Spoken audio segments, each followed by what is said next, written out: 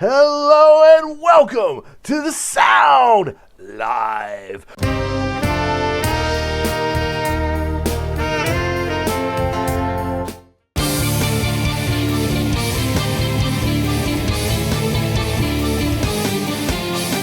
Tell me about your pick, Kyle. Yeah, one of my former students, I did an NF reaction and then shared NF with you three.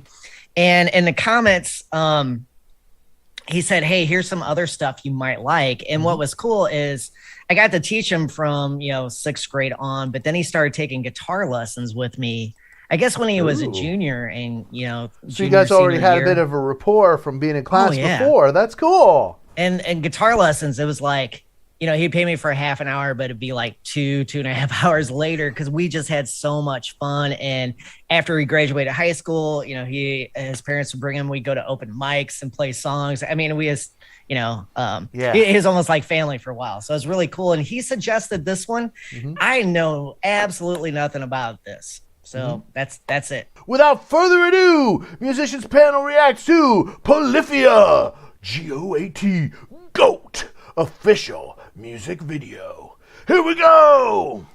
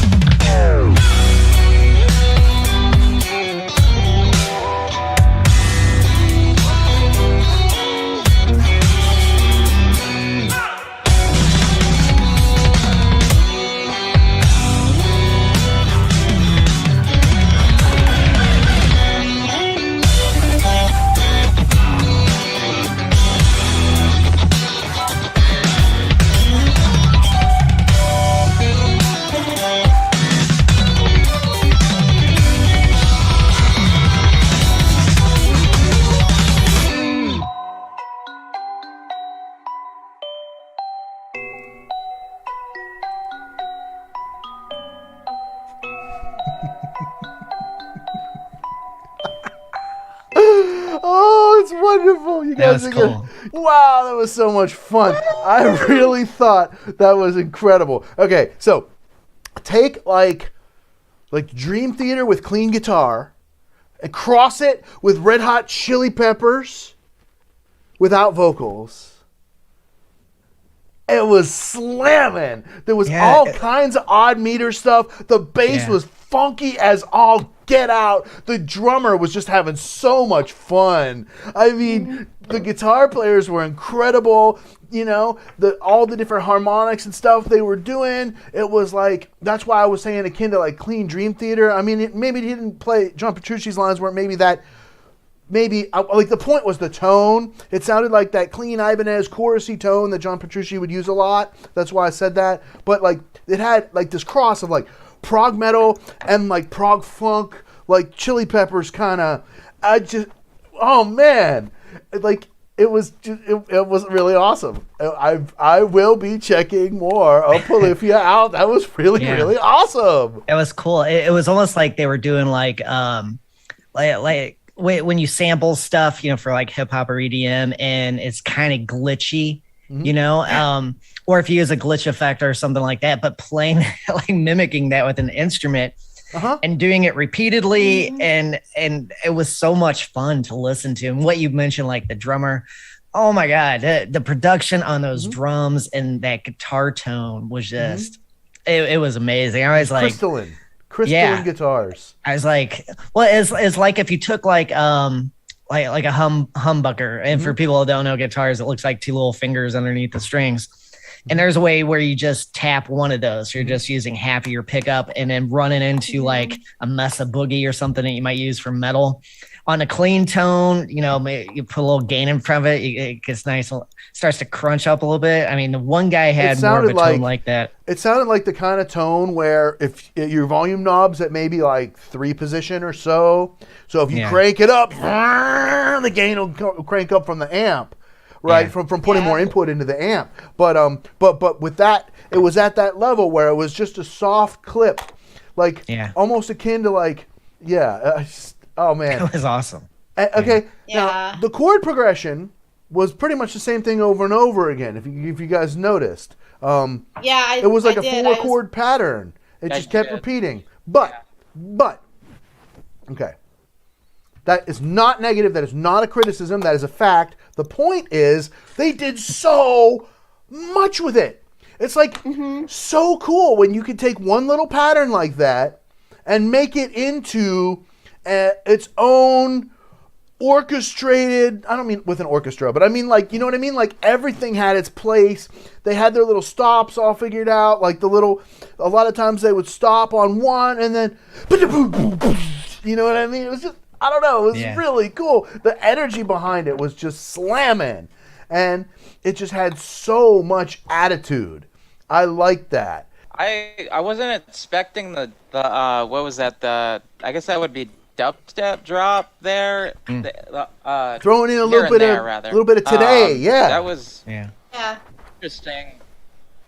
Yeah, I mean, I'm not particularly a fan of that element.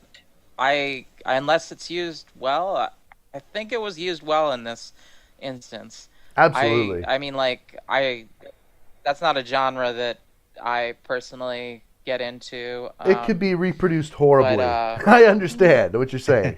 I understand. It could be like people that are just bad, like they just don't play on the beat good, and they're like, "No, man, it's dubstep."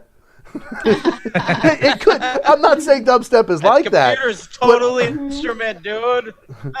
The computer's playing perfect, man. Anyways, it's messed up. Oh my god. I was gonna say it kind of reminds me of this Minnesota band called Arch Echo. Have you? I don't know if you've heard of them. No. They have kind of similar to this. I heard them a while back. My roommate and musician friend Alex played them, and they're very similar. Like shreddy, kind of funky. I guess well, like modally, this would be kind of in that Lydian area, right? Or I guess not. No, not this one, but yeah, that type of shred. It's kind of upbeat and could be funky and maybe sometimes melancholy. God. But yeah, that it kind of reminds me of that band. And I thought the bass tone was very, very well situated within the mix, as well as the guitar, and the drummer was just crazy. Yeah, it was lots of fun. I liked it. I loved all the guitar, the drums. I loved the setting that they kept going in. That was pretty cool. Just the video itself was awesome. And yeah, I was noticing the chord progressions also, and they just really, really did a lot with that. The 1-4-5. What was it? 1-4-5-5-7. The change at the end was a 6 and then a 5, and we're in a minor. I think it was 1-3-6-5, but don't quote me on that. But it definitely had that. It definitely had that. At the I was end trying of the to phrase. listen for that. Yeah, because I was trying to listen for that. With my ears, I've been trying to get better at that. And do you know how many popular songs have a progression like that? But they don't do as much as this one. Seriously. There's a lot of rap songs, and especially a lot of rap songs right around the early 90s and late 80s. Mm-hmm. You go down the list. I swear to God, so many of them have that chord progression. They do. I don't even want to go into the. You could on your own search the list and discover it, because I'll start viewing them off. You'll be like, "Shut up, Matt! Shut up! Stop talking about that." No, I know they do, but I was just shocked with how much they did with that, though, because it's like a lot of bands usually do simplistic things, which is fine. But this band kind of, like you said before, did a lot of different things with it, so that was really cool.